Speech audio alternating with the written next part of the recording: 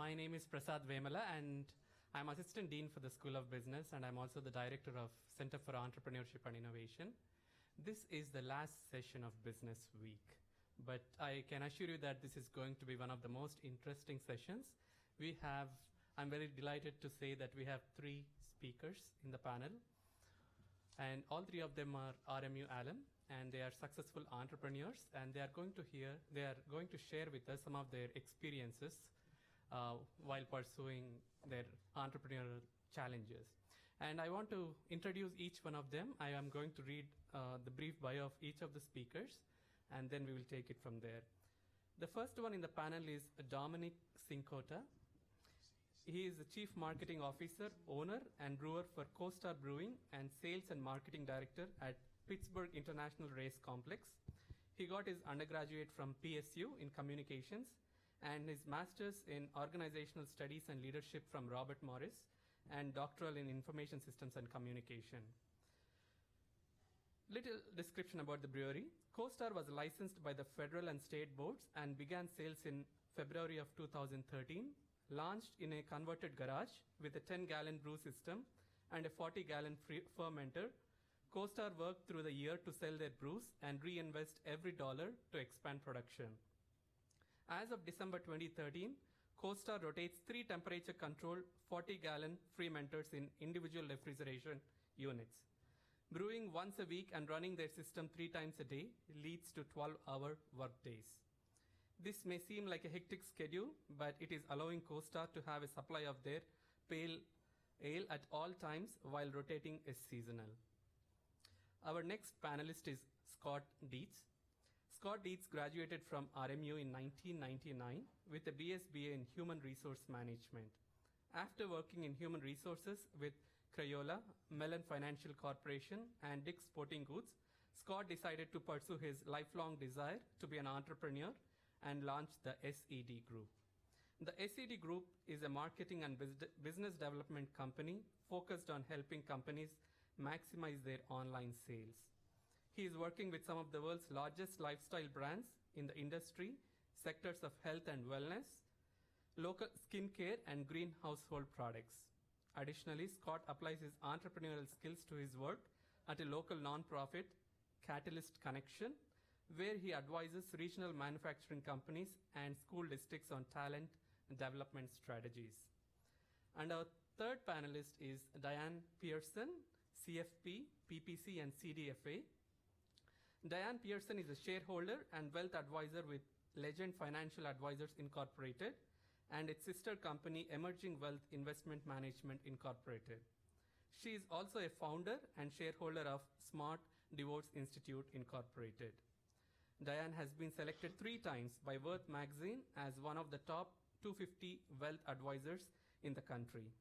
Diane has also previously been selected as one of the Pennsylvania's best 50 women in the business by the Pennsylvania Department of Community and Economic Development. Diane has also been selected 4 times by Medical Economics magazine as one of the 150 best financial advisors for doctors in America. Diane has previously been selected by Pittsburgh Magazine 3 times as one of the Pittsburgh area's 5-star wealth managers, a list that represents the most elite financial advisors in Pittsburgh. Ms. Pearson is also a member of various organizations such as Women's President's Organization, Financial Planning Association, National Association of Personal Financial Advisors. Ms. Pearson has developed and presented a number of educational programs for the Allegheny County Medical Society, Rotary clubs, outplacement firms, and various corporations on a variety of financial topics. Diane is a longtime supporter and volunteer with the March of Dimes Mothers March. We are very glad and delighted to have you here. Thank you so much for coming. And I would request Dr. Marcel Minutolo, Associate Professor of Management, to moderate the session. Thank you. I'm not a big fan of podiums, so I'll try not to stand behind it. And of course, looking out in the sea of faces here, most of you know me well enough to know that I'm not a big fan of podiums. So I'll try to avoid it. Many of the students, if not all the students in the classroom here, are in an entrepreneurship class right now. And of course, they hear me talk about all the textbook information. For instance, one of the things that we know from statistics anyways, is that most startups fail.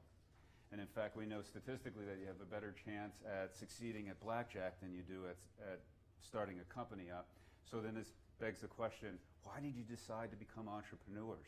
And we'll just start on the end here and work our way across, I guess. So why did I want to start a brewery? I had a passion for beer. I also had a history. I worked for Red Bull for about 8 years. I worked for Vitamin Water for another 4. So I really knew the beverage industry inside and out. But what I really realized is I hated working for someone else. Beer was something that was kind of a passion of ours on the side. I'm a big mountain biker. And a friend of mine and I brewed beer together for about 4 years beforehand and just kind of fell into it. It was one of those things where we had it around and people asked where they could buy it. And we kind of connected the two, that we really didn't like our day jobs and we really liked making beer. And it's not, everybody gets real wide-eyed about beer. Oh, it's all about drinking beer, and it's not all about that. We really enjoyed the process, so we decided to pursue that. And we really saw it as a way to capitalize on both of our strengths. I really saw how I wanted to run a brand, how I thought branding should work, and so we pursued that. Well, none of my parents or none of my relatives were entrepreneurs, so it wasn't like I was around entrepreneurship growing up. I just, when I was sitting in a cubicle in corporate America working at Mellon Bank and answering to 100 bosses, I realized very quickly that wasn't the direction I wanted to go. So I wasn't able to kind of think back on experiences that I had with my parents or families about entrepreneurship. So I really had to go out and seek out a mentor and really spend some time thinking about what did I want to do, what was I passionate about, what are the things that I wasn't an engineer or a genius coming up with some new widget that was going to be the hottest selling widget ever created. So for me, I had to find that niche that was right for me, right for my skill sets, that wasn't hugely capital intensive, but at the same time was something that I could be passionate about, wake up every day and want to do.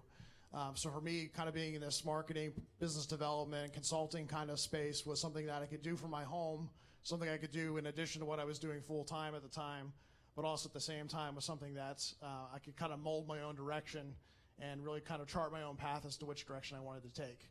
So that's really what was appealing to me, was just that control, a little bit more of choices in life, a little bit more of options, and kind of what I wanted to pursue as far as those options, and not necessarily have someone else controlling the paycheck.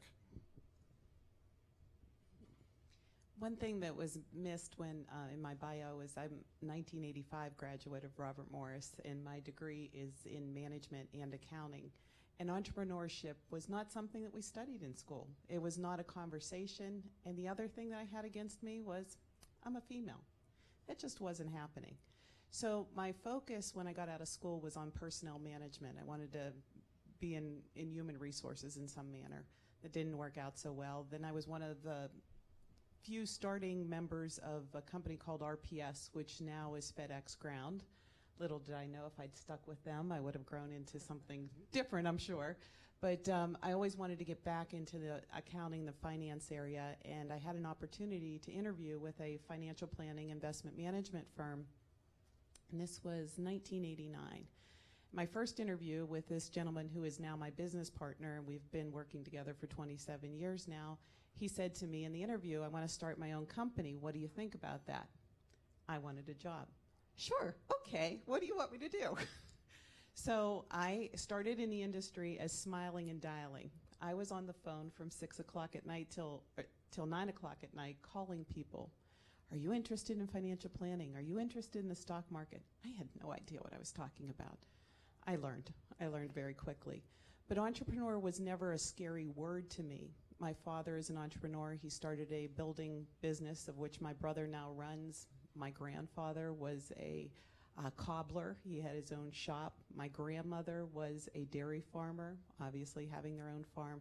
So thinking about having your own business was never scary to me. There was never threats or concerns. How are we going to make it work? And when we finally left the firm that my partner and I were working at, he said, well, obviously I want you to be a shareholder of the firm. I went home and I said it to my husband. He's like, sure, okay, what do we need to do? So there's never been any hesitation, even the fact that I'm a female, it never stopped. So this, just listening to the three of you, for me anyways, raises about 15 questions, if not more. So, but why don't we start with, well, what came first then, the business or the plan? And then how did you negotiate that process of forming the business and or developing the plan that you were going to So in our particular situation, we were already in the industry. What we did was we spent 5 years at this other firm building up our client base, building up our revenue so that we could actually walk out the door. So unlike many firms that have to bootstrap and have to come up with revenue, we've already had our client base. We already had revenue coming in. So again, some of that scariness was taken away from my situation. So we spent those 5 years developing the plan, coming up. We still talk about the fact we would leave the office and go to North Park and sit on the picnic tables to talk about and develop our business plan. I wish we could still do this kind of things. But so the idea came first, the plan came along, and then we opened the doors. I would say the plan came first, but it was quickly changed and changed multiple times. So there was I think sometimes you can get the paralysis of analysis, which basically you're sitting there and just trying to work out all the kinks and figure out all the what's going to happen or what could be's, and it kind of stops you from taking action. So I think one of the things that I did well early on was to yes, have a plan, but be willing to start taking action sooner rather than later and adjust the plan accordingly as needed. I'd say for us, it's kind of a why of both. We had the hobby, and we really enjoyed the hobby. I also had the plan by noticing what I didn't like about what other businesses were doing, how I would do it differently. And then it all kind of came together, in a sense, a little bit of an independent, rebellious sense, and we decided to put the two together. So it was really two passions coming together in one. So, Donnie, with brewing, of course, it's a fairly capital-intensive operation, and you're putting money into the company before you even see your first bottle going out the door. So how did you finance starting the company up? What options did you think about, and what may have been worked and not worked for you? So in brewing, I mean, there's a lot of ways you can do it. Everybody kind of goes out and sees these huge systems of brewing and these big tap rooms and fancy names and logos and bottles and everything. And while we enjoy that, and we really wanted to do that, you're right, that is very capital intensive. And we made a decision very early on. We fully respect the idea of crowdsourcing and crowdfunding. There's programs like Indiegogo and Kickstarter. And when we were starting, those programs were flooded with ideas and programs, and we decided to stay away from that. So we came back to ourselves and said, what do we really want to be? Do we want to be a bar? Do we want to be a restaurant? Or do we want to be a brewery? And we made the decision very early that we wanted to be a brewery, whether that be on a 100-barrel system or on the size of a homebrew system. Then came the capital. We don't come from money. The banks, at our point, with just an idea, aren't willing to listen to us. So we personally financed it. There's 4 partners in the brewery. We each chipped in $7,500, which gave us $30,000 startup capital. And I'll be honest, we've been licensed since 2013. We've been operating since 2011, and we haven't taken $1 out of the business yet. We've only put money in.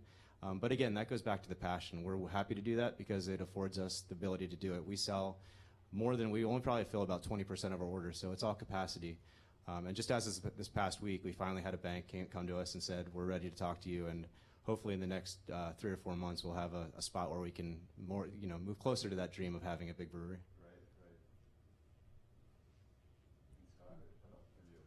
I'm sorry, the question again? About financing for your startup, for your entrepreneur. Yeah, so I mean, for me, again, being that it was kind of something I was able to start out of my home, and something that at the same time that I didn't have to have equipment, a lot of employees, things of that nature.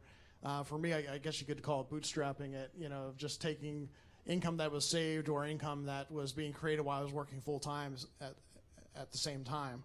So I think, there's these multiple pathways in entrepreneurship, and sometimes you think, the only way to go is to take on tons of partners or go deeply in debt, or I think there's a multitude of different ways you can approach entrepreneurship, and there's a lot of different ways. I think as part of the assessment process, you have to really think about, what's best for you, what level of risk are you willing to take on, especially for an early endeavor while you're in school or soon after school. So for me, it was just being able to kind of take all of the combination of that full-time income as well as profits early on to invest back in. So, Diane, I was thinking maybe you can start addressing this for us, because you had mentioned just a moment ago that you already had clients coming in, so you didn't have to worry about that scary part. But I wonder, and I have one of our students in mind when I think about this asked me the other day, as they're developing their partnership agreements, how do you decide how you're going to compensate everybody who is a partner in the organization? Now, Donnie, you haven't taken anything out yet, but at some point I'm sure you're going to want to Well, we went through a few different layers, but first of all, while we did have clients, we did have revenue coming in, I still took out a home equity line of credit and did have additional funding coming from that standpoint.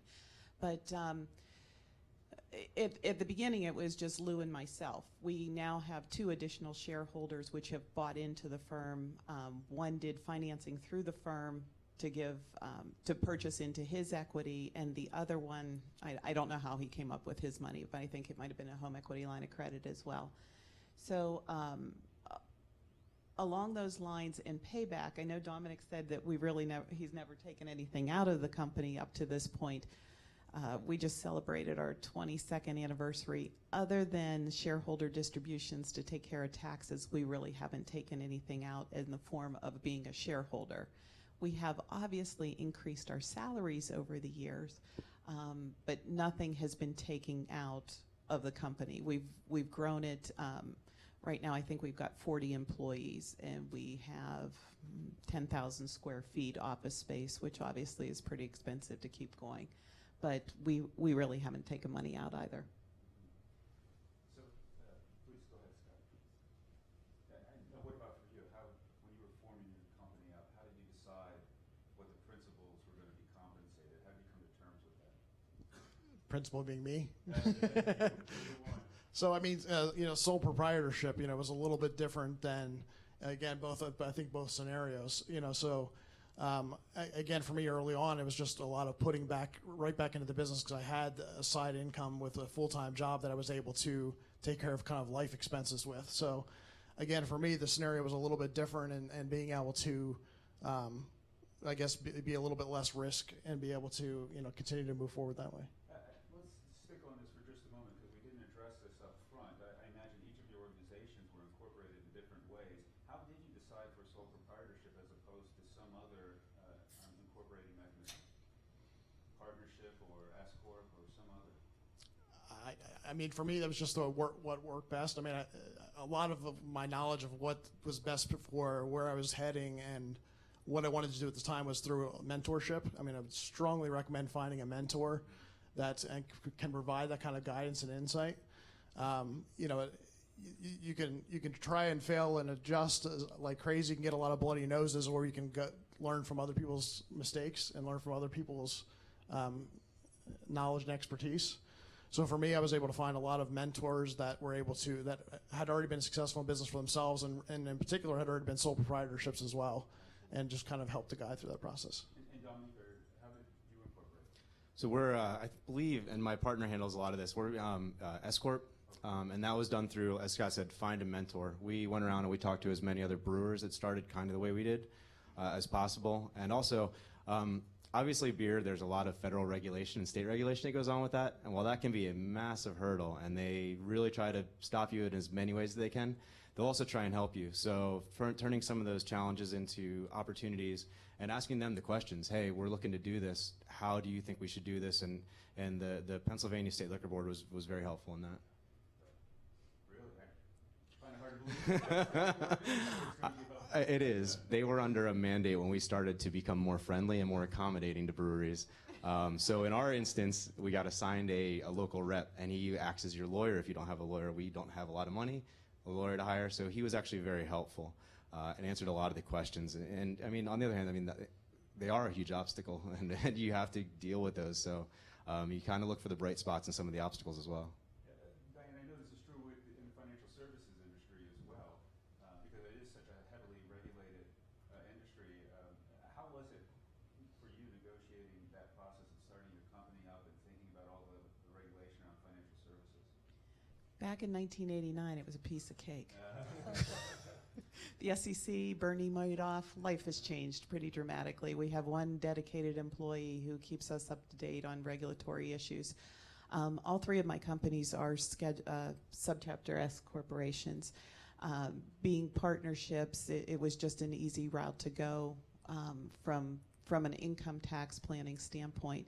But regulation just has its thumb down on us, and I would give anything for that to be taken off my shoulders. I would say easily 10% of my week is absorbed by meeting what the SEC requires us to do. It is, and we have been audited, and for those of you who aren't familiar, they just show up at your door. They walk in and say, I want to do an audit, and here's a sheet of everything that I want, everything from a client's entire file to how our employees are trading their stocks. So we run a pretty big internship program. We've had a number of interns here from Robert Morris. Right now we have an IT intern who likes to trade online, and it's a system, I don't even know what the name of it was. It was something brand new to me.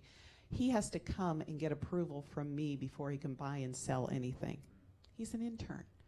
But we do everything to the letter of the law to make sure that the SEC is happy, because if they're not happy, we're not able to service our clients. So let's open just a few general questions to the panel then. Let's start with what keeps you awake at night? You just said it, right? Auditing, Regulation. certainly. Well, we're very client focused. So I'd say what keeps me up at night are our clients and our employees. When you get to be the size that we are, even at 40 employees, I still know all of them. I know their family situations, you know if they have children or they don't have children. I think when you get into larger firms and you have hundreds upon hundreds of employees, you don't get to know that personal level of it. But you know when somebody's not feeling good. You know if there might be health issues. And those kind of things really worry you. And when you see employees not getting along, that's obviously a conflict. And from a day-to-day operations standpoint, I'd say clients and their unrealistic goals and and employees are probably number one. Fortunately, I can say at this point we've been established long enough. I'm not worried about keeping our doors open. I know what we're doing with the SEC is right. We are crossing our T's and dotting our I's, and I know what we're doing for our clients is right. Yeah, I would say just clients is probably one of the biggest things, just keeping, how am I going to perform better for my clients tomorrow? How am I going to make my clients happier? How am I going to retain that business? How am I going to grow the business tomorrow? What am I going to do that's new, creative, out of the box, different than what I did the day before? So I think, as an entrepreneur, you're always thinking about how can I do it better? How can I improve upon what I did? And the nice part is that you have control over being able to do that. So you can wake up every day and decide, okay, we're taking a shift today, or today's going to be better than tomorrow, or you're getting a pay cut or you're getting a pay raise, right? You can look yourself in the mirror every morning and make that kind of decisions. So I'd say it comes down to two words. It's innovation and saturation. Everybody who's read anything about the beer industry in Pittsburgh, everybody's questioning, are we saturated yet? But if there's one thing that you know, and if you're really passionate about it, the one thing that'll always trump saturation is quality, which comes down to innovation. So can we keep our quality up, and are we being innovative enough to stay relevant?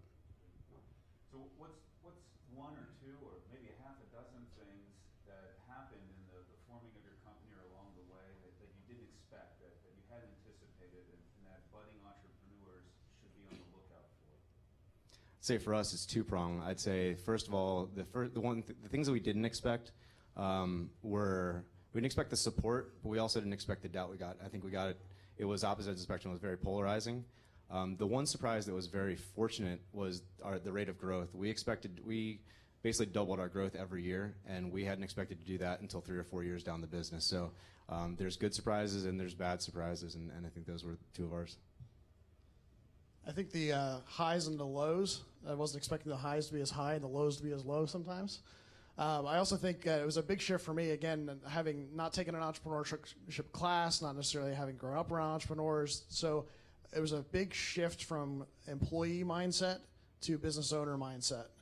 And really kind of that transition and kind of how you approach your daily activities. And, when you don't have someone there cracking the whip every morning, other than yourself cracking your own whip, and your clients cracking the whip, I guess, too. It's a little bit different of a mindset and approach to the way that you do your work every day. From setting up priorities to setting up your office environment, especially working from a home environment where it can be very easy to get into distractions and go, well, I'll get to that later and I'll just binge watch this show, or, whatever. Kind of changing some of those mindsets. And for me, again, I went back to mentorship, a lot of reading, a lot of just changing this in order to be able to overcome some of that. So the high was the number of clients that stuck with us when we left the firm to the new firm. I think there was only one that we lost. And so that didn't put a blip in our revenue whatsoever. The low, for me, was kind of back and forth there. So we opened our doors on January 10th of 1994. I had just found out I was pregnant with my first. And it was Lou, myself, and we had hired a administrative assistant. In the month of January of 1994, there were 4 days that we could not get out of our house because of snowstorms. So here we open a brand new company and we can't even get there. And that was before the days of cell phones. There wasn't ways to forward the phone calls to our homes, those type of things. The clients still stuck with us. After this snowstorm and we're back to work as usual, Laura, our administrative assistant, comes in and says, I'm pregnant and due 3 weeks after you.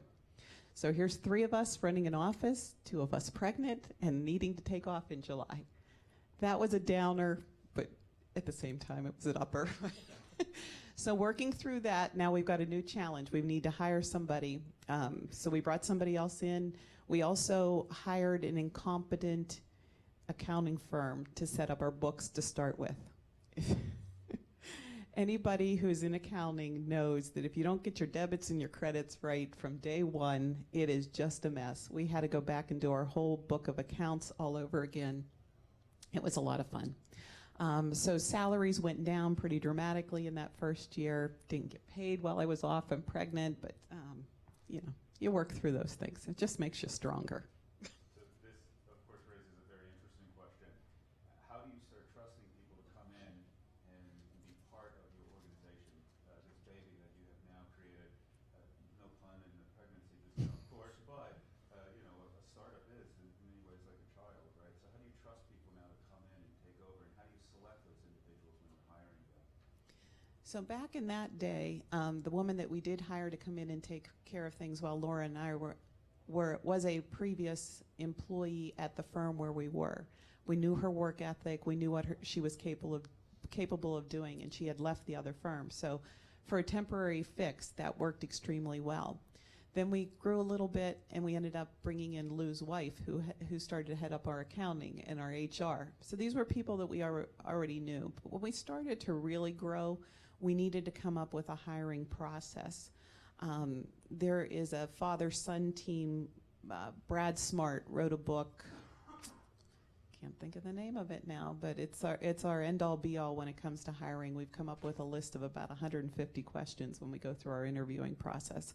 So it's very detailed, and you really have to get to know somebody. And our hiring process can take 1 to 2 months.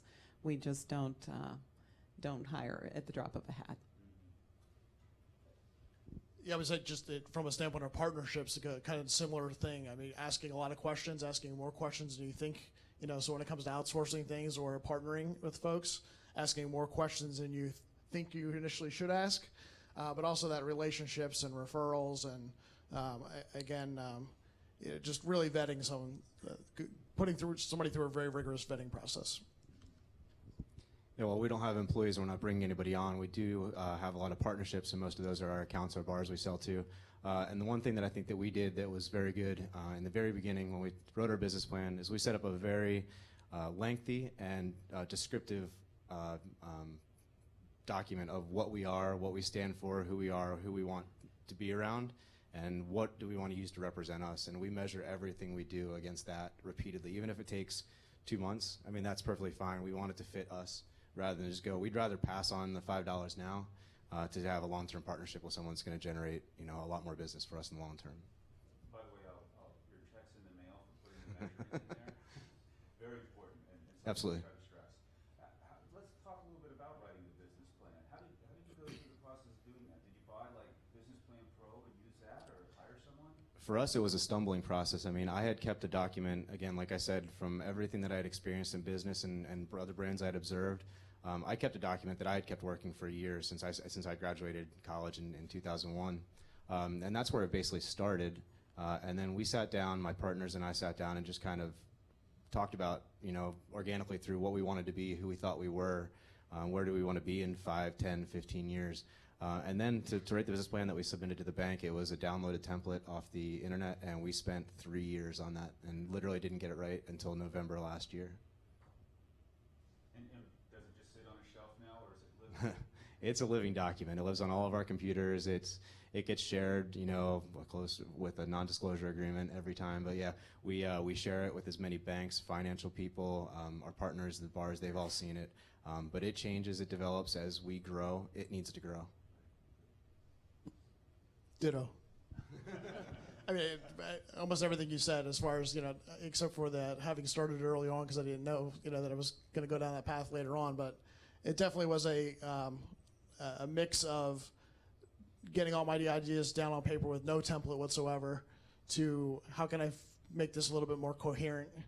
So how can I find some generalized templates that are out there that can kind of structure this a little bit more to, again, you're going to get tired of hearing me talk about mentorship, but putting it in front of somebody that knew how to organize it better, that could say, what's this mess, and structure it differently. Ditto, except I had to go to the library to get a book out. There was no internet back then. So we wrote our business plan. There were computers. So I didn't have to do it on a typewriter or by hand. But it is a living, breathing document. And it was very important when we started our sister firm, Emerging Wealth, because we had to go back to that original plan document to see if there was a need to have a second firm and what we were trying to accomplish and who we were trying to serve with that second company. And we did find that needed its own business plan. Now with my third company, Smart Divorce Institute, we were just incorporated 2 years ago, and that is still in development. That business plan is not complete. We keep trying to figure out what we want to be when we grow up. And I just want to add, the book I was talking about before is called Top Grading by Brad Smart. I do have one thing to add with that. With our business plan, and there are those of you out there who are numbers-oriented, who really love numbers and finance and all that, and there's other ones out there that love communication and marketing and talking about your product and what you do. And a quality business plan takes both, and usually you're not good at both. And there's plenty of resources out there within the schools, not just here, but everywhere. Submit your business plan to as many of those as you can, get as much feedback on it, because you staring at it and just submitting it to a bank doesn't help it grow or develop. You need outside input on it. I would even say diversify that feedback you get too. So having people look at it that are highly seasoned entrepreneurs as well as new entrepreneurs, people that are in finance, people that are in banking, people that are in a totally different field.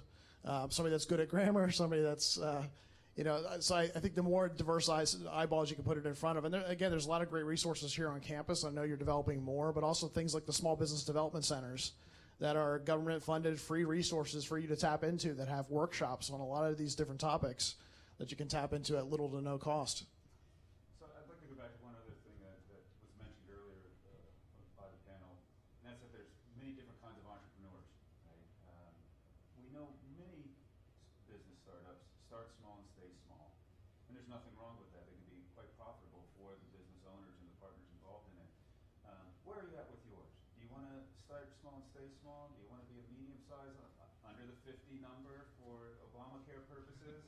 Do you see yourself as Gates or Jobs later on for beer making or financial services? I'd say for us, we're happy to take the next step. Our next step is obviously serving a region of Pittsburgh. We are building our brand, though, that if interest was ever shown, we could be the next big regional or big national in the next Sierra Nevada.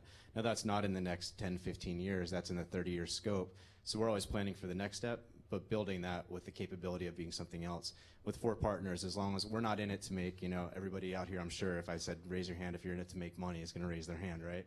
So we're in it to make money, and as long as we're living happily, that's what we're in it for. We're not in it to make $1 million or be famous.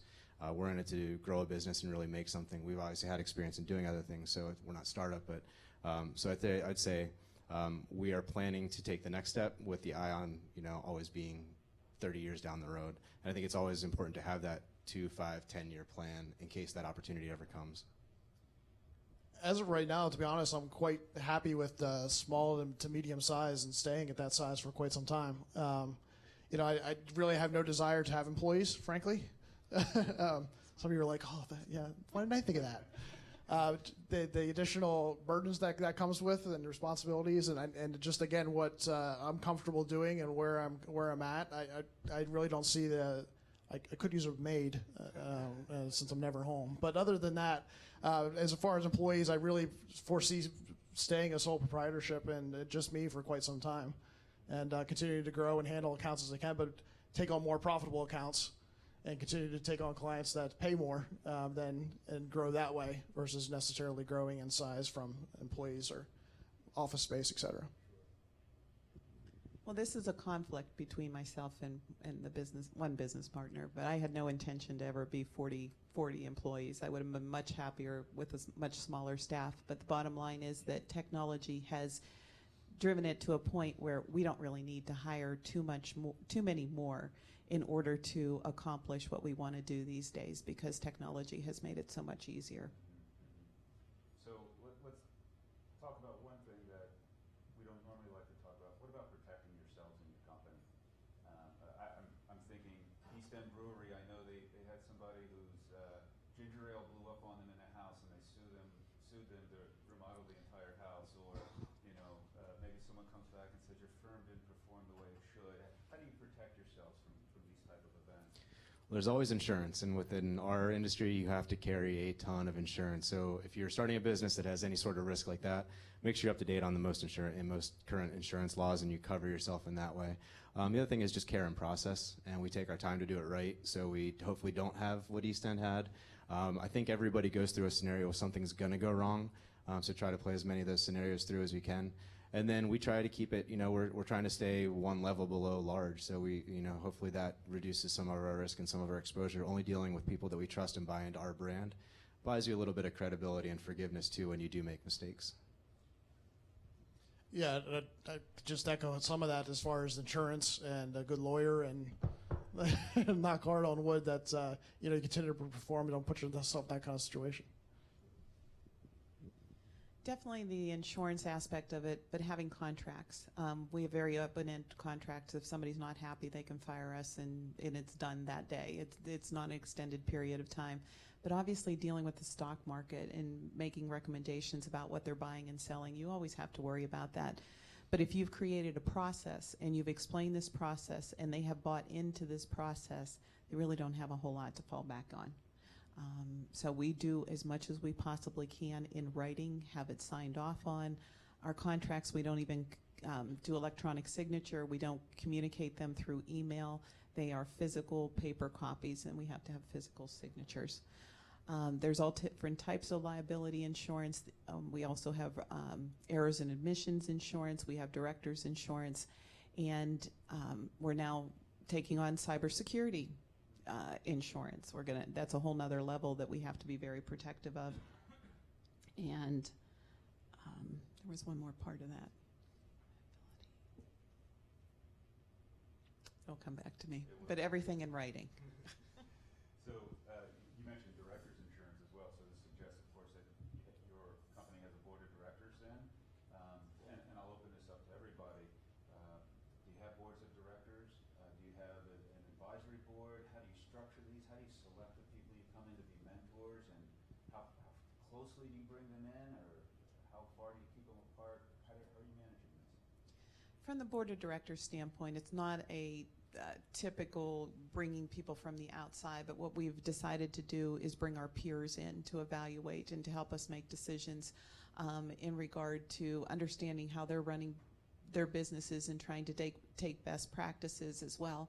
I'm part of the Women's Presidents Organization here in Pittsburgh, and it's a phenomenal way to it's my one outlet once a month that I meet with these women, and we can talk about anything very openly in regard to our companies. So in a sense, they're also acting as a board of director, and they're helping to give feedback. We went back and forth for many years trying to decide if we wanted to put a client advisory board together. But the one thing is that we don't necessarily introduce our clients to our other clients. And the reason being there is a privacy issue. With many of our clients, their net worths are rather healthy, and we just don't share with one another. No board of directors, no advisory committee. As far as mentors, I mean, I think for me it was, you have to be honest with yourself and identify where are your weaknesses and where are areas that you need to improve upon, and aligning mentors to those areas that can keep you in check and keep you in balance. But also have a multitude of mentors. It's not just the one mentor can solve all issues or give advice on all things. So, for example, my father and my mother are great mentors when it comes to general things about life, but I don't take business advice from them, you know.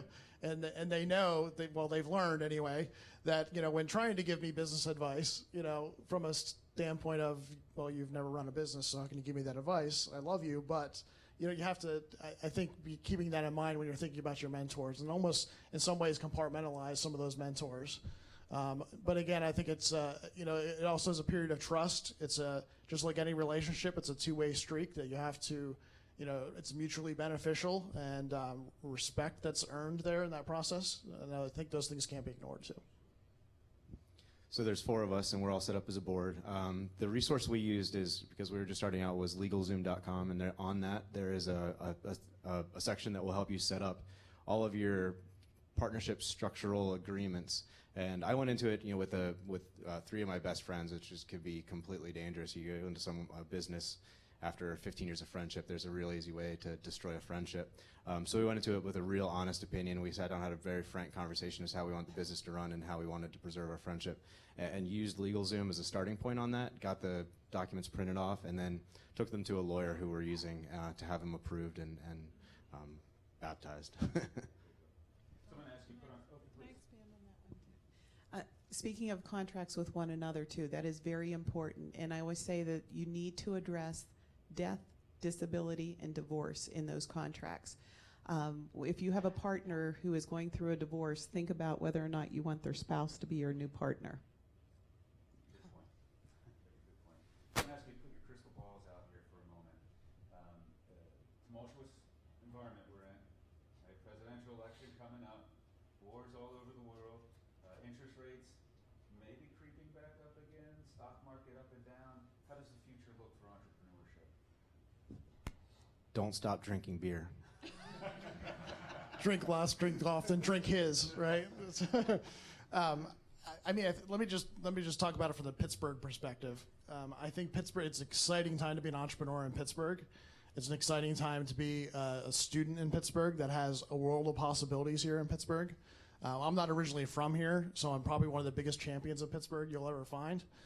So I grew up in the Poconos and came out here for college here at Robert Morris, never left. And just seeing kind of how the region has transformed in the last 15 years, whether you look at entrepreneurs in the restaurant community, and we're now the top restaurant destination in the entire United States, or you look at medical startups, or you look at all the incubator spaces that are now available here all throughout the city to collaborate with other entrepreneurs and come up with really kind of mold your ideas, and that flex space that's now available here, to things like Tech Shop, which is a world-class maker space that's available now, and the whole kind of growth of the maker community here. Tech startups, and, you know, attracting companies like Google and Uber now into the backyard. And it's an amazing, amazing time to be in Pittsburgh. And just the opportunities that are available here in general, I think sometimes we're taken for granted, or especially young people, sometimes on the college campus, you don't know about everything happening outside the 4 walls. So I strongly encourage you to get off campus as much as you can and go and interact with some of these things that are happening.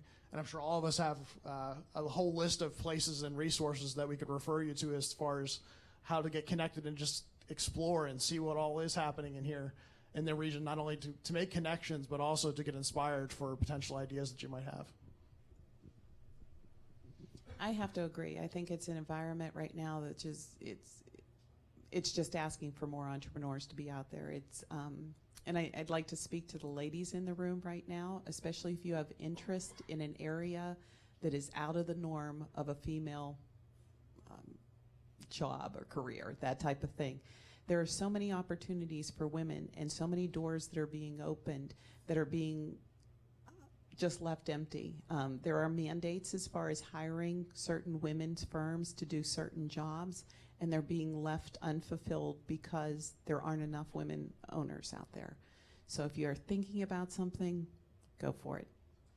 This actually raises a really good question. Going through the minority, veteran, small businesses, underrepresented business designations. Did you go through that with your company? Were you able to get that designation? We did not, and now that there's 4 of us, I'm not a majority of the shareholders. So you have, from a female standpoint, in order to get the certification as far as that goes.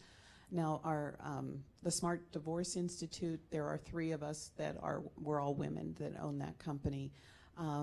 We haven't finished that business plan yet enough for us to see if it's going to be worth our while to go through the process. And Scott, I did hear one thing in what you were just saying, and that is that the city and the county owe RMU a finder's fee for bringing you here and keeping you around, or helping you keep Yes, you around. yeah. I like that. Yeah, I mean, how many of you are from Pittsburgh? Try to wake you guys up a little bit. How many of you are not from this area? Keep your hands up that aren't from this area. How many of you plan to stay once you're... Okay, we got to work on that. I saw some hands go down. So, again, for me, having grown up in the Poconos, there was New York City, an hour and a half north, Philadelphia, an hour and a half south, and had no desire to live in the big, massive city environments and the high cost of living. And I think that's another big, huge perk that Pittsburgh has, is that low cost of living. And you see that time and again that we're rated as one of the most livable cities because you can have an apartment that's the same size for half the cost that you would in some of the other, especially some of the other tech communities, the Silicon Valleys of the world and some of the California and even Denver and places like that. So it's no wonder that a lot of this talent is being attracted to here, which again I think is also really fueling that entrepreneurial growth because you've got some super sharp, some of the smartest, brightest minds coming to work for Google and Uber. But if you have that entrepreneurial spirit, it's still a corporate environment. No matter how fun of a corporate environment or how many ping pong tables or cargo nets or whatever other fun stuff they have at Google, it's still a corporate environment. So it's still people that are going to spring off of those companies and start up other new startup opportunities. It's a pretty awesome time right now. Yeah, I mean, I was going to echo just what Scott said. I'm not originally from Pittsburgh. I moved here in 2001 and I really think that was kind of the beginning of the resurgence of Pittsburgh. But for those of you that are even thinking about leaving Pittsburgh, spend some time and think about why. Pittsburgh was the center of the steel, the steel capital of the world for a reason. Our location is amazing. And in today, everybody uses this term in the global village with all the digital assets you have. Unless you're moving for a physical resource, really question why. And if you want to talk to some people who have moved to New York and LA and San Francisco and all those other, world-class cities and are moving back, I've got a lot of those friends that are, especially in the maker community, people who are constructing things and building things, and they're coming here to do it for a reason. And it does have a lot to do with our geography, but also the technology and the infrastructure that's being reinvested here in Pittsburgh that they can't do in New York and San Francisco and LA because those cities are just far too large to do. If I can springboard off of that too, I think you guys have probably heard the 7 degrees of separation. And Pittsburgh is actually like 2. Because it seems like everybody knows everybody, and we're so interconnected. And there's maybe some downsides to that, but there's definitely some huge upsides, in my opinion, to that. You look at just this panel of 3 people, the thousands of people that we know that are in our networks, and how easy it is to network and get connected with people that can help you to move forward with whatever endeavor it is you're looking to do going forward. We're so interconnected that I think that's another big, huge plus to Pittsburgh. Not to mention Steelers Nation is everywhere, right? So go anytime you travel anywhere else in any other city, just ask a random stranger, excuse me, are you from Pittsburgh or do you know anybody from Pittsburgh? Within 2 minutes, you'll find they have some sort of connection in Pittsburgh. So my parents tend to think that I believe Pittsburgh is the center of the world because it seems like everybody has some sort of heritage or connection to Pittsburgh. But again, I can't emphasize enough the power of networking and just how important it is to meet people, take meetings, go to events, carry business cards, network like crazy because you never know who you're going to meet. And countless stories of those chance encounters with people that I've met that have still lifelong friends or still doing business with or have led to some really interesting conversations down the line. So. Now my students will tell you I have no problem filling up time and talking. So I do want to be quiet for a few moments and give them an opportunity to ask questions that may be relevant for them. So I'm now opening up to the rest of the floor for you to have an opportunity to ask the questions that might be interesting to you. Your job experience prior to starting your own companies, was that beneficial? My dad and I had an argument about starting our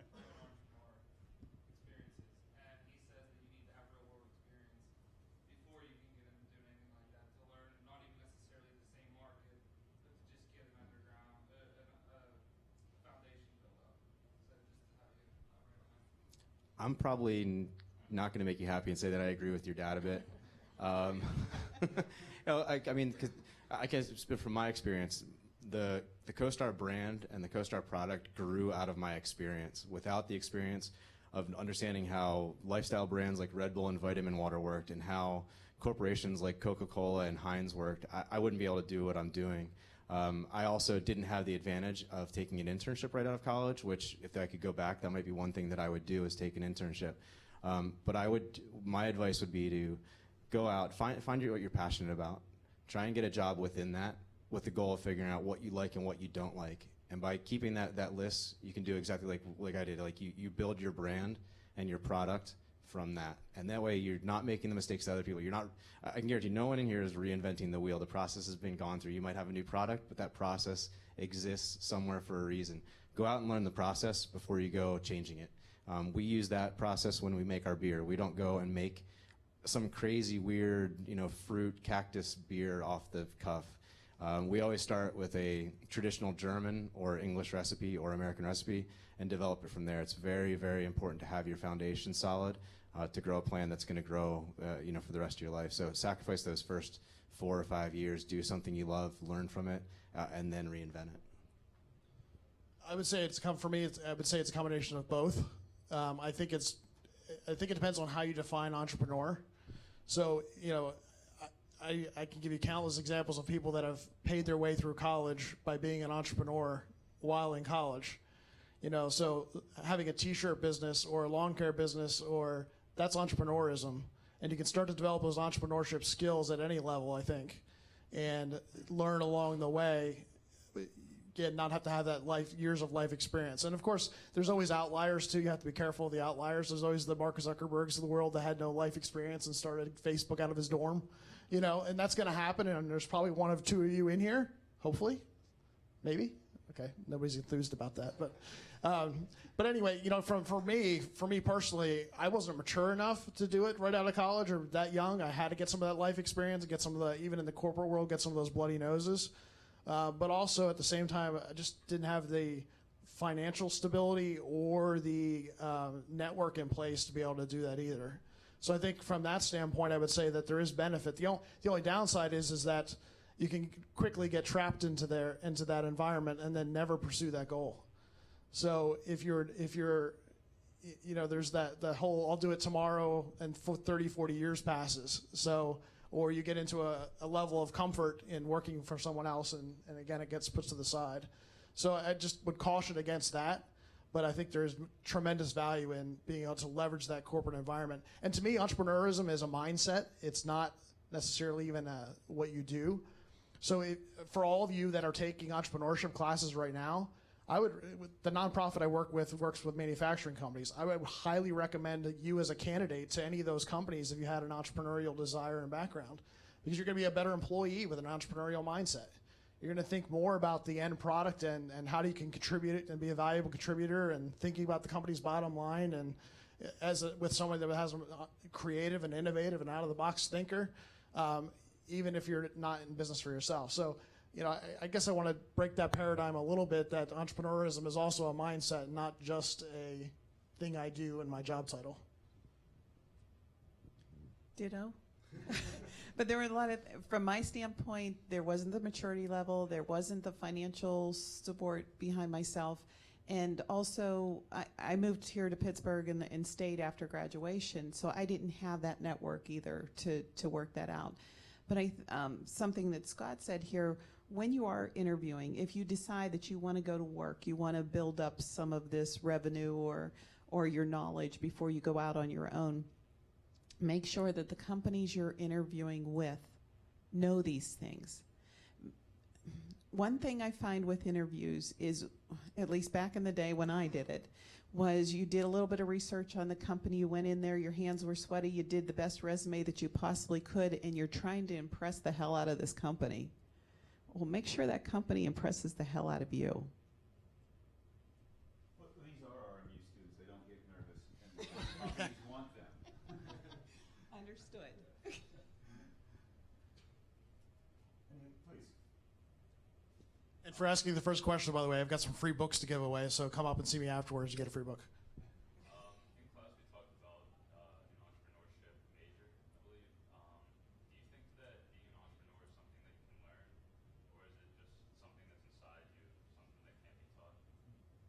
I'm going to go back to my both answer again.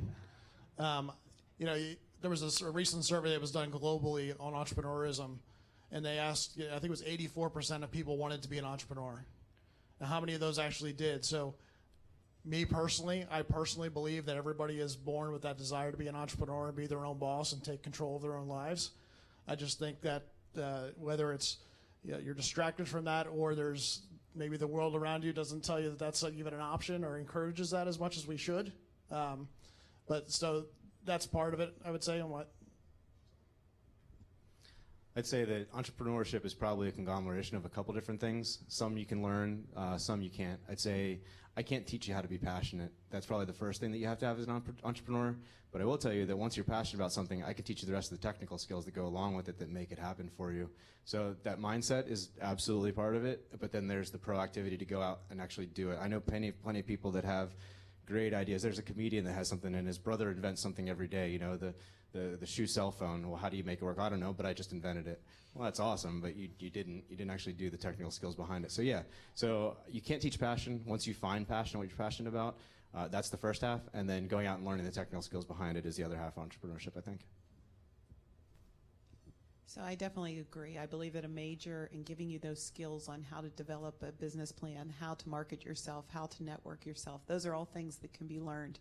And having that foundation can make you be a better entrepreneur, whether or not you have it within your heart to do it. That's a whole other thing.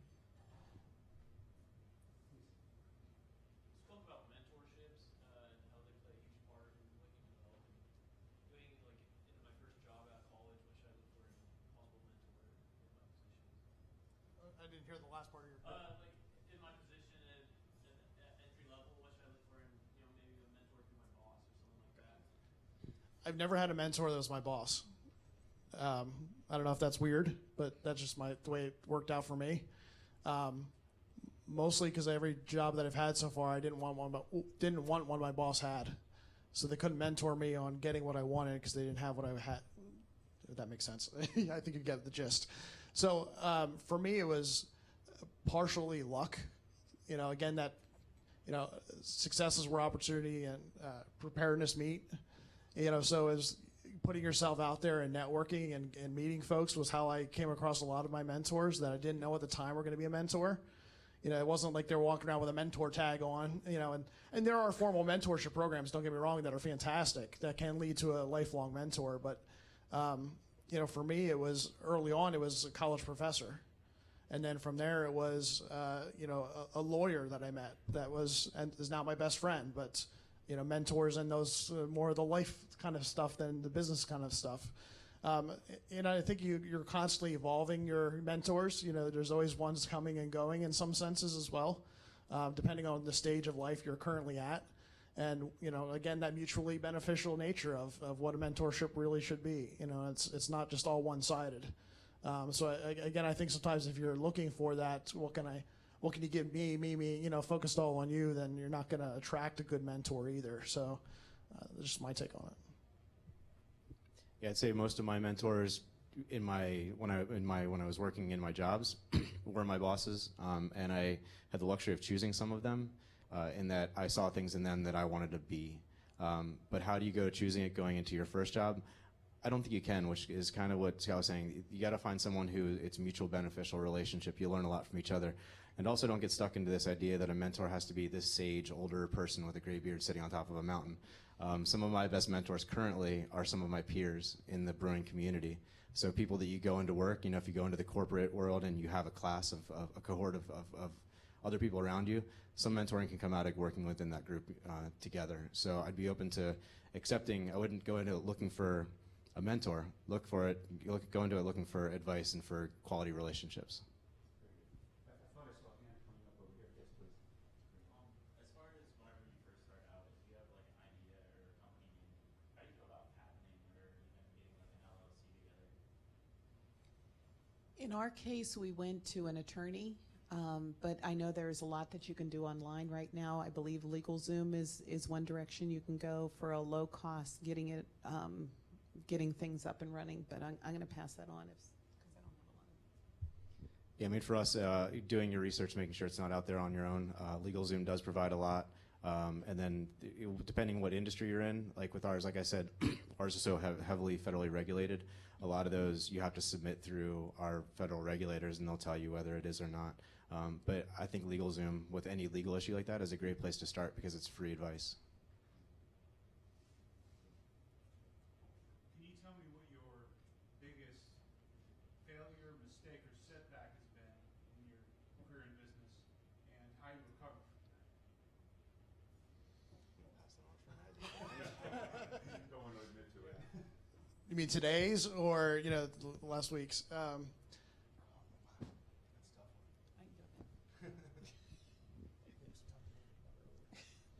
Well, beyond the pregnancy, once we got things up and running, our biggest mistake, I believe, was a marketing campaign, the route that we went down. We spent a good bit of money on this marketing campaign.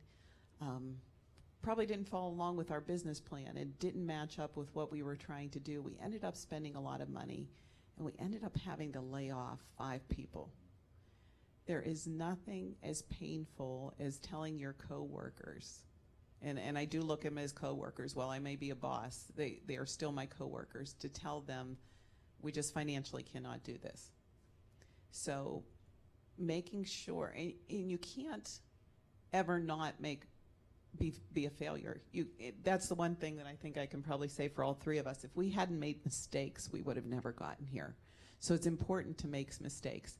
What really is painful is when your failure is affecting other individuals. So fortunately, we were able to regroup financially.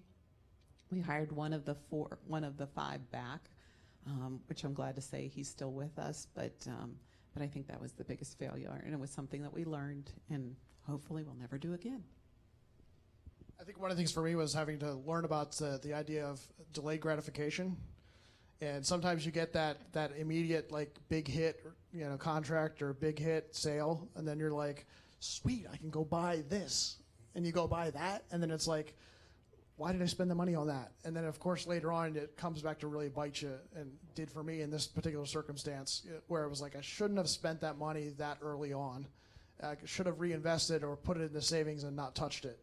And I think especially today it's a huge distraction and thing that do I need the latest iPhone 6, or do I need 7 or 12 or whatever they're up to these days, or can I make do with the 3-year-old one that still works? And so I think for me that was one of the things early on was just financial responsibility, delayed gratification, thinking about those investments a little more cautiously, and in a lot of cases it wasn't investments, it was just wasteful spending.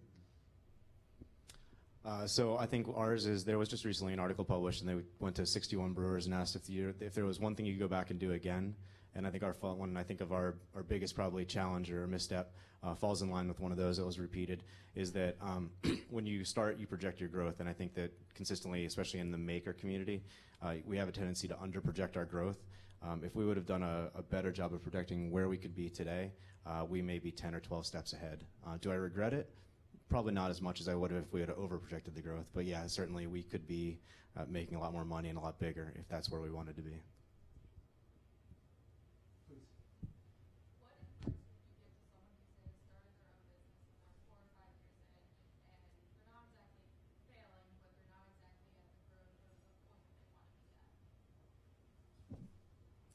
I'd say I'm in the same boat as you. No, I'd say the best thing to do in any situation where you find that stalling out, and this is just a mindset to get into, is just being honest with yourself, taking a quality evaluation of where you're at, where you want to be, going back to that plan. Are you sticking to it? Are there things that the plan that need to change in the business plan? And then also sounding board those off other people in the industry or friends and family. And it really is going into it with the humility of saying, hey, I've made mistakes, or I may be making a mistake. I need to change things. That can take a pretty hard hit on an ego who's really committed to their idea. Believe me, we've done it, and you get pretty depressed for a while, but it always comes out better. The more honest you can be around those things and take the emotion out of it, the better off you'll be in the long term. Yeah, I was going to say the exact same thing, and if you guys have ever watched Shark Tank before, you see that on there countless times too, right? Where the guy's like, you don't have a business, you have a product. Or, you've been working at this for 6 years and it's not working. It's time to let it go and move on to something else. And that can be hard to do. I fortunately haven't had to do that at this point, but I think it's one of the things that you, again, have to be brutally honest with yourself and get some outside and really just outside feedback and just grade yourself and score yourself unpassionately, like you said. I think it can be going back to that business plan and making sure that you're still on the same track as what you thought you should be, and then looking at the economy and who you're servicing. Has that changed? We are now living in a world where things are not static. We're having dynamic changes on a regular basis, and we're kind of going through this with the Smart Divorce Institute. We started that we were offering classes, we were doing it, it just wasn't hitting. So we're reinventing ourselves at this point. It's not anything more than a blip on the system or a failure that you have to go through, so you learn what not to do the next time. I really have the opportunity to actually be running my business right now, and I know one struggle that I currently encountering is how to brand, how to market, and get my name out there so people realize who I am. So how do you guys Hire Scott. I mean, it's so dependent on what your business is and what industry sector you're in. So a grassroots campaign leveraging social media and video content might be more advantageous to you in your sector versus, just having to go out and press the flesh and meet people and network that way versus, an actual paid advertising campaign that you might have to do. So, I'd be happy to talk to you afterwards and kind of brainstorm around that more specifically. But I think the benefit that all of you have on that front right now is that there's so many avenues that you can leverage that weren't available to a lot of us. And the internet has kind of decommoditized that and made it, in some ways, it's made it really easy. In some ways, it's made it even harder because there's so much noise out there. And fighting through that noise is one of the biggest challenges. It used to be like, oh, just start a page on Facebook and you'll, get a bunch of people to like your page and you're set. And now it's like, well, Facebook changed their algorithms and now it's like for every post you make, you get 23 views unless you pay for more. Well, that's great. Thanks, Facebook. You just crushed that. Some of the things that you don't have control over. And again, it's that constantly adapting and changing. And some of it is that try, fail, and adjust and fail fast and fail often that you have to kind of go through in that process too. So. Yeah, I'd say I heard two different things. I heard how to brand and then how to get your name out. I think they're related, but they are two separate things. How to brand is finding your voice, which goes back to defining who you are and what your product is and how do you speak. And that always should be, not stepping. If you're a very happy-go-lucky person, you shouldn't be speaking through a brand that's kind of hot topic-y. Yeah, be authentic. Make sure that's written down too so you can go back to it and you're consistent. Measure where you're putting your name out against those things. And you're in the right channels, and people will notice. But that's a very long conversation, and with Scott, I'm happy to talk about that after. And I would say too, don't ignore. We talked about a little bit about networking before, but don't ignore the fact you already have a network.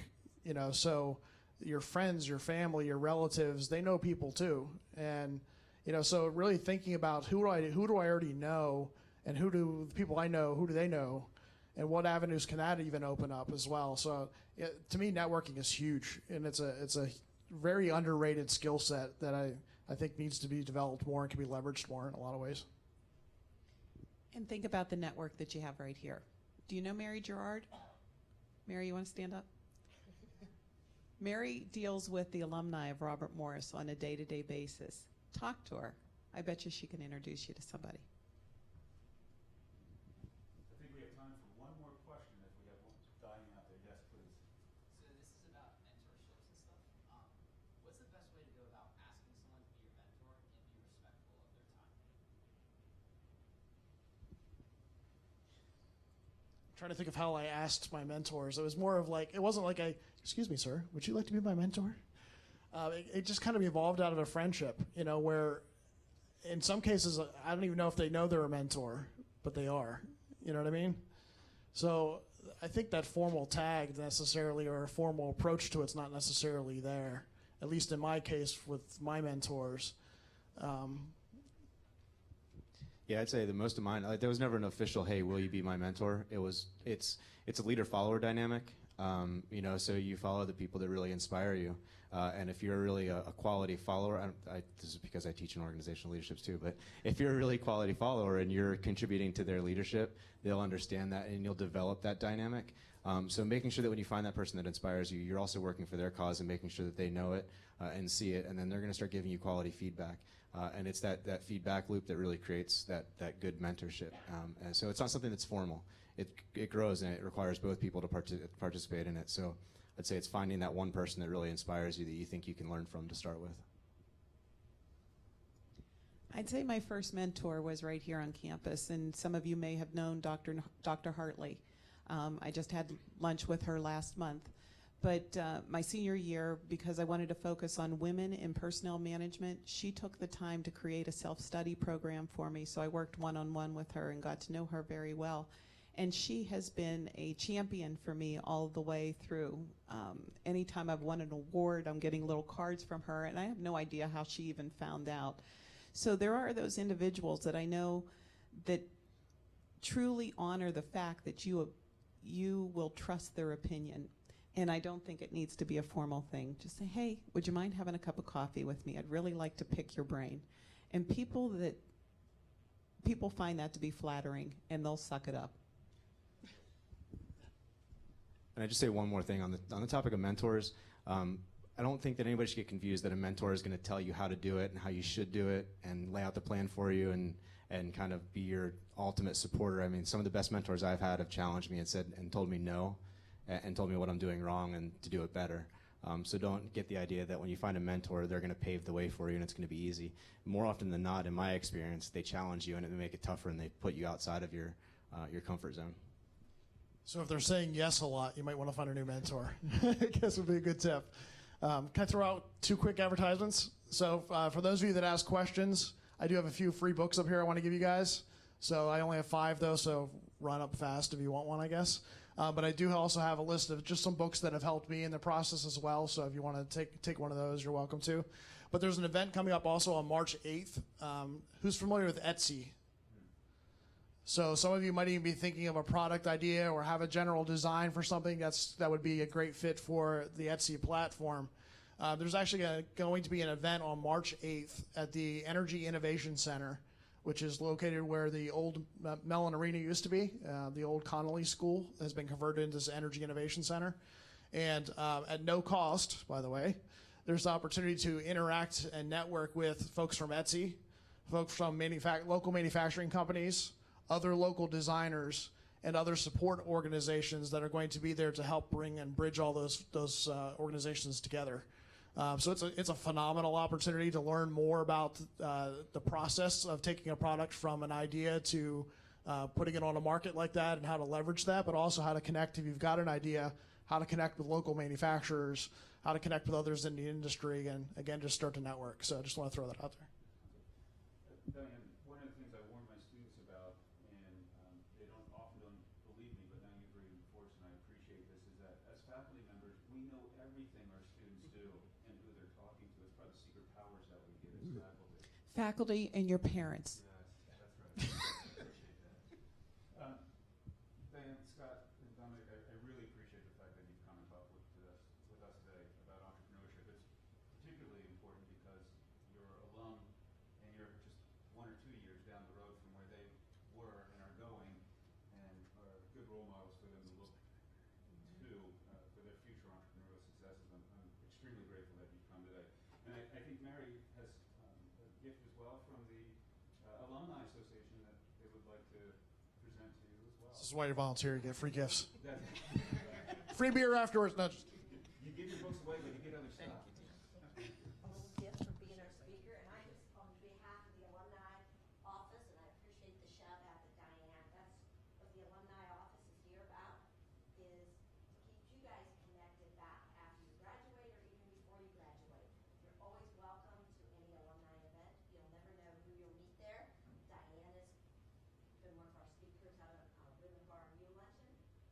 Scott's been to many of our networking events, and we're going to probably have I hold all my meetings in a brewery.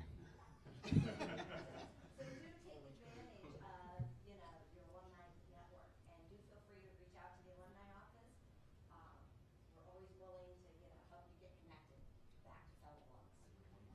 I do have one more thing. For those of you guys who are looking for internships for the summer, well, the brewery is my passion, my entrepreneurial side. I'm also helping grow a racetrack, a sports car racetrack, and we're taking interns. So if you want to get in and learn business, I work there. I'm the director of marketing sales there. I will help you there. It's a way to come in and get paid and do an internship. See me afterwards. I've got applications for that, and I will make sure you get all the experience that you need through that. And I would just echo that no matter what your desired goal is here today, whether it was just to learn more about entrepreneurship or get out of class or you want to head this direction or you don't want to head this direction, and whatever life path you're looking to take, come up and get our business cards. But at the same time, feel free to ask us how we might be able to introduce you or connect you or mention other organizations that you might want to check out, in line with what you're looking to do. Because I guarantee we can probably give you some great directions on that, whether it's directly related to what we do or not. On behalf of school business and the university at large, thank you so much for your time and commitment to the university. And